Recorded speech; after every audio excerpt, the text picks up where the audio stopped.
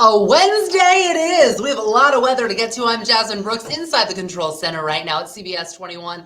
Thanks for joining us. Let's get that 7-day forecast up right now. This is 21 next, by the way. Glad to have you here. The 7-day forecast goes like this. Thursday, Tom Russell, our chief meteorologist, has claimed it is a weather-worn day. We're talking ice, we're talking sleet, temperatures not even reaching 40. If we're lucky, we'll see 40. And so that could mean really dangerous commutes for everyone tomorrow. I know my kids already have a school delay, 2 hours, cancellations could be in the future. So we're really keeping an eye on that. And it looks as if Saturday we're going to get some bad weather again because it's a weather watch day. But if you look at the temperatures over the next 7 days, I mean, we're lucky if we hit 40, guys. All right, we want to check out what PennDOT is doing. We're always keeping an eye on the roads as they are as well. Pre-treating the roads is what they do best. They've been doing that now for days. Here's a look at one of the salt sheds in our local area. But here's the deal. They are somewhat short-staffed. So these guys and girls are working overtime, and they are trying to keep us as prepared and as safe as we can for tomorrow. So remember, we always say, stay away from the trucks when they're on the road, give them their space because they're trying to do their jobs and keep us safe as well. You know, Tom Russell, he is here with us because Tom has tons to tell us. He's the expert. He's our chief meteorologist. Tom, come on in and tell us what you're keeping an eye on specifically when this is all going down. Okay, so this is going to happen overnight, midnight, as we head into the overnight hours, and really the worst between 3 a.m. and 8 a.m. That's what we call freezing rain. So it falls as liquid, freezes upon contact. So that's why I wanted to show you some of these different types of winter precipitation. So on the left, if that falls through mainly warm air, you get rain. If it falls through mostly warm air, but at the surface it's freezing, you get freezing rain. That's the most dangerous. And then if it's just a little bit of warm air, you get sleet. If it's cold all the way down, you get snow. I bring this up because we're going to see a little bit of everything overnight. Briefly some snow, then some sleet, and then that mix will change to freezing rain. And that's when you get the ice accumulation. So think about a tree limb or a power line.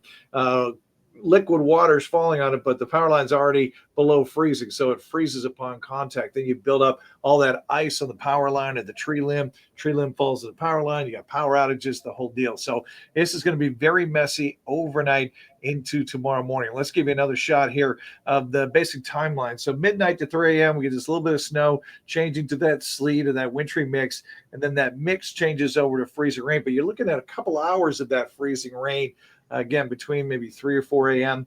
and 8 a.m. And that's when that ice accumulates. And then after that, the precipitation will come to an end, but the ice is still there. So the key to tomorrow's forecast, Jasmine, is how warm do we get and how long does it take to get warm? And I think it's going to be pretty long. Like it's going to be mid-afternoon before we get in the upper 30s, right around 40. And all that just means is that ice is going to stick around a little bit tomorrow. I know that you're really concentrated and hyper-focused on tomorrow, but people are obviously trying to make weekend plans too. Is Saturday even comparable to what we're going to see tonight? It will be, but a smaller duration. So I think not until Saturday evening. So it's more of a Saturday night, and it's wrapped up by Sunday morning. So the good news with that one, Jasmine, it is a weekend. Folks hopefully can just stay put, and they're not trying to get to work or anything like that. Or a Super Bowl party. Super Bowl parties are going to be fine. So we'll be back into the 40s by around 40 there, 41 on Sunday, as you see. So we'll be fine that way.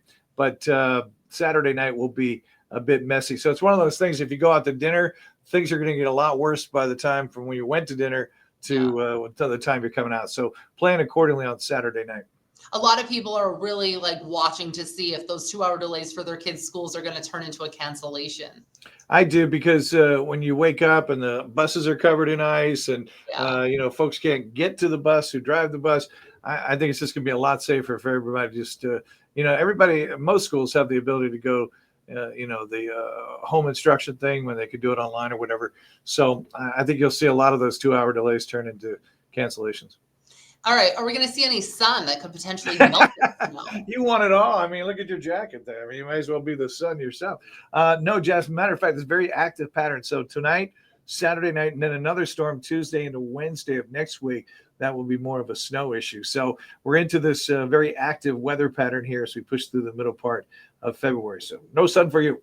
Why did you make tomorrow a weather warn day? I know that you only make them when you're serious about this could be dangerous. What factors? It's ice. There's nothing like ice. There's nothing more dangerous than ice. It can be as simple as that first step out the door on your stoop, or that driveway is just too slick.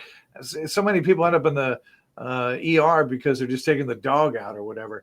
And then the other side of that is, we saw what, last Sunday, I think you were working.